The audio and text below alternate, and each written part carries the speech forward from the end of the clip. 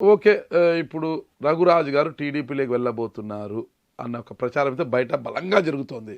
అంటే ఒకవేళ మీరు టీడీపీలోకి వెళ్ళినా ఆడ 3 సార్లు గెలిచిన కోల లలిత కుమార్ గారు అక్కడ ఉన్నారు, ఎమ్మెల్యేగా ఉన్నారు. ఇప్పుడు సిట్టింగ్ ఎమ్మెల్యే ఆవిడ. వెలమ సామాజిక వర్గము, క్షత్రియ సామాజిక వర్గం అంత పెద్దగా లేదు అక్కడ. వెలమ సామాజిక డామినేషన్ అక్కడ.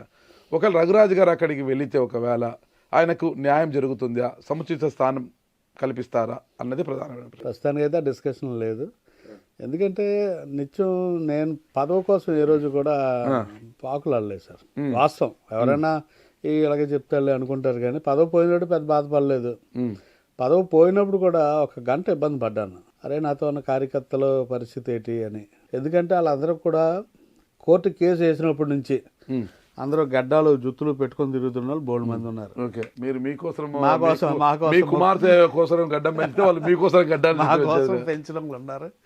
వాళ్ళందరికీ ఏడు సమాధానం చెప్తావా అని ఒక చిన్న ఇబ్బంది పడ్డాను. సో నెక్స్ట్ ఎప్పుడు ఈసీ నోటిఫికేషన్ ఇవ్వగానే పదవి పోయినట్టు పెద్దగా ఫీల్ అవ్వలేదండి. ఈసీ నోటిఫికేషన్ ఇచ్చేసరికి అంటే మన కోర్టులో గెలుస్తామని ఒక కాన్ఫిడెన్స్ ఉండేది.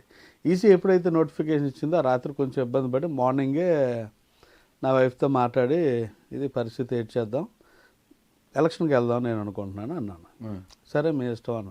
ఎలక్షన్కి వెళ్ళాలంటే మీరు అన్నట్టు ఉత్తున్నావు కదా, ఏడ్ చేద్దాం అంటే ఆ స్కూల్ ప్రాపర్టీ ఒకటి ఉంది, దీన్ని ఎచ్చబెట్టేద్దాం స్కూల్ అనుకోని అప్పుడే వేరే వాళ్ళతో మాట్లాడడం, మనీ అరేంజ్ చేయండి అనడం. వెంటనే విజయవాడ వద్దాం మళ్ళీ ఆయన కలుద్దాం నోటిఫికేషన్ వచ్చింది. అయినా కానీ టికెట్ తీసుకొని ఎయిర్పోర్ట్ వరకు వెళ్ళి మళ్ళీ వెనక్కి తిరిగి వెళ్ళిపోయాను. నేను మనం ఎలక్షన్కి వెళ్ళిపోదామని.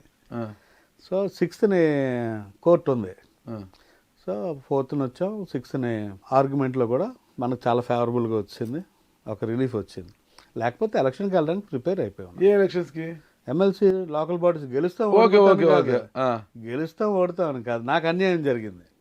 పార్టీ నన్ను అన్యాయంగా సస్పెండ్ చేసింది. ఓహో, మళ్ళా పోటీ చేయాలని ఖాళీపడ్డ స్థానానికి పోటీ చేయడానికి సిద్ధపడిపోయాం.